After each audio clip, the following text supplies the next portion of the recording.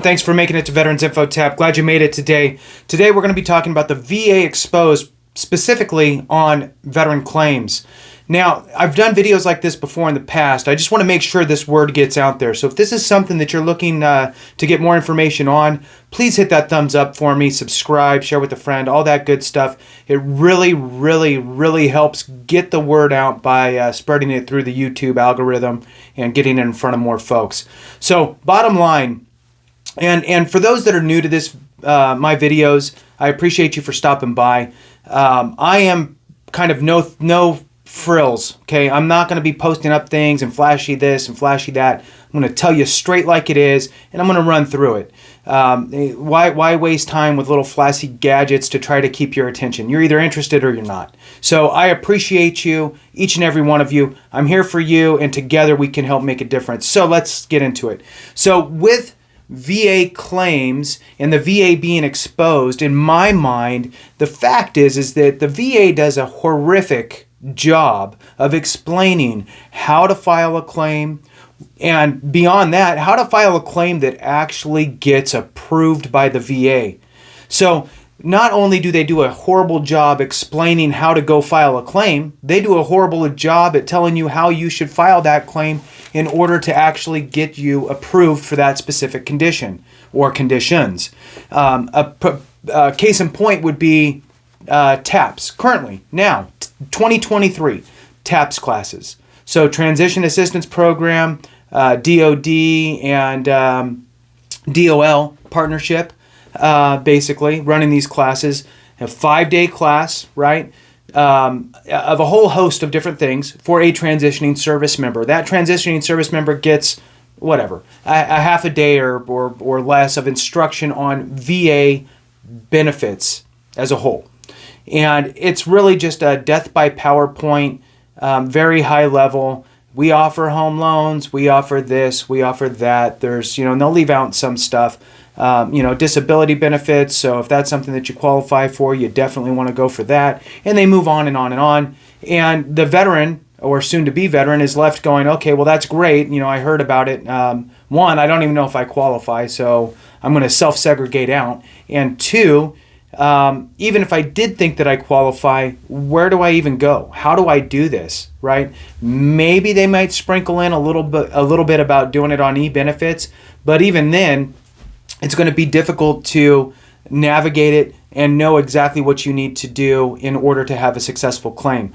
I here am going to focus on the successful claim portion. The fact you're here means that you're already aware of veteran benefits, specifically probably disability compensation, and you're probably either have filed a claim in the past, filed multiple claims, or you're thinking about it. So my suggestion is always work with an accredited vet rep or veteran organization. And the reason why isn't because you're not competent to do it yourself. It's more about the nuance, right? So the easy things like, I hurt my knee's jacked up, I went to the doctor, I have a bad knee, cool, I file a claim for that's easy. It's all the extra things that kind of can snowball around it, like secondary conditions would be a great example. And also maybe opening up your eye to other options or other ailments that may also be service connectable, which is also important. Many people seem to focus on injuries, and that's really all you focus on, where a big part of your claims can come from things like arthritis, migraine headaches, GERD, and so on. Now, one of the things that you're going to hear out there when it comes to putting together a claim, a successful claim, is there's typically 3 things that you need to be focusing on in order to make that successful. And my version of that is you have to have time in service, right? So you have to be a veteran, and you have to prove that you're a veteran, and you typically you're going to want to have active duty time, right? So active duty time. Now there's always nuance around this, by the way. So there's always little, a reservist can still file a claim. It's just sometimes it's going to be a different track that you may need to go, might need different documentation. And sometimes it's a little harder with specific conditions. So I'm going to use active duty because most people have some active duty time. So active duty, that gives you a window of opportunity, right? So that's number one. Number two is a service a diagnosed condition. So a diagnosed condition is number 2. We're really good at self-diagnosing, right? I have migraines, I have GERD, I have flat feet, right? But if you don't go to the doctor and have them say you have that, you don't have it. So you have to have a diagnosis.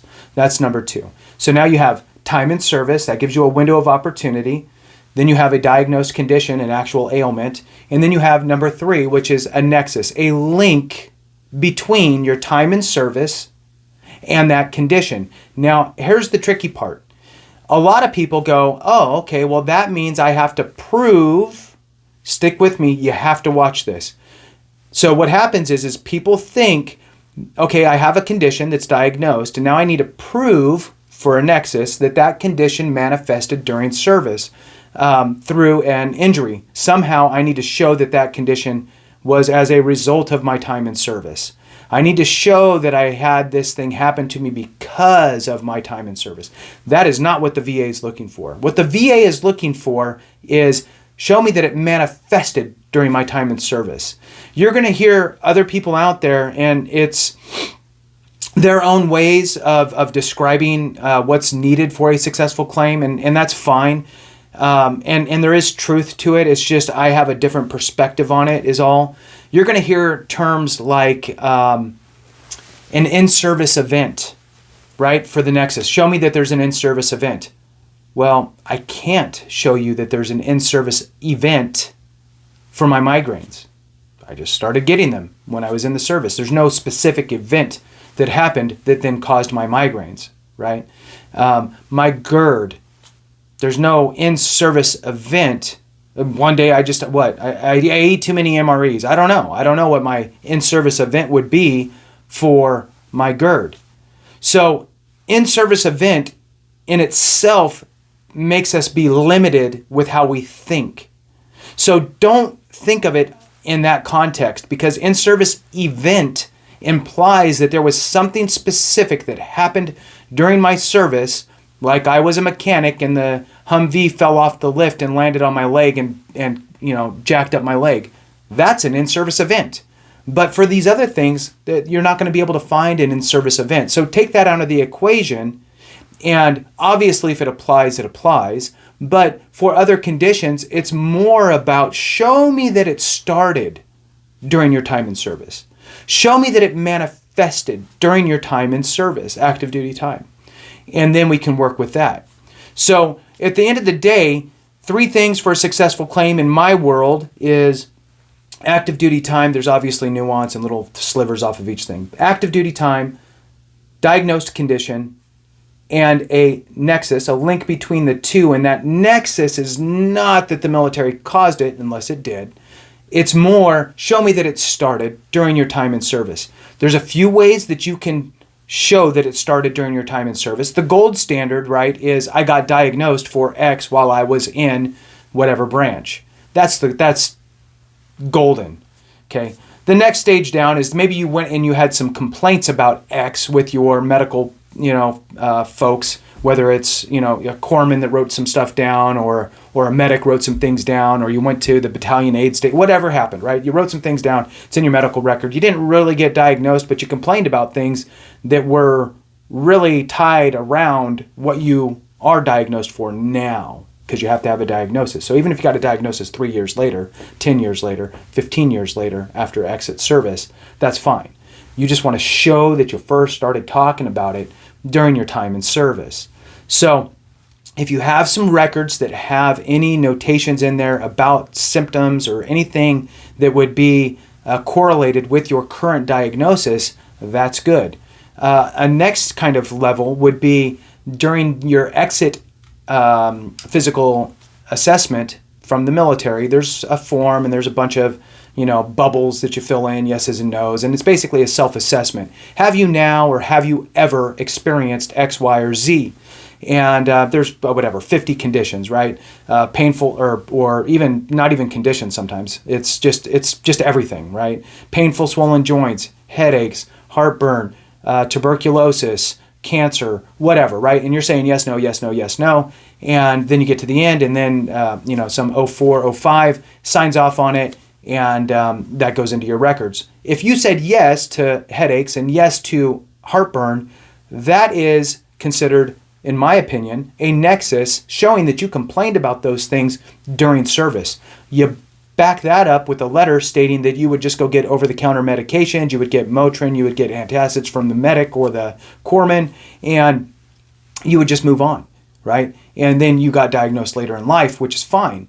But as long as you have a current diagnosis, you have an explanation on why you didn't really get diagnosed, but you did complain about those things during your service, you should have a good footing for a successful claim with the VA. So with that, I'll go ahead and cut it here. Thanks so much. I really appreciate each and every one of you. Remember, hit that thumbs up for me, subscribe, share with a friend, all that good stuff. We need to get more of these videos out in front of all of the veteran community. There's 16.5 million of us. So remember, if we don't take care of each other, something went wrong.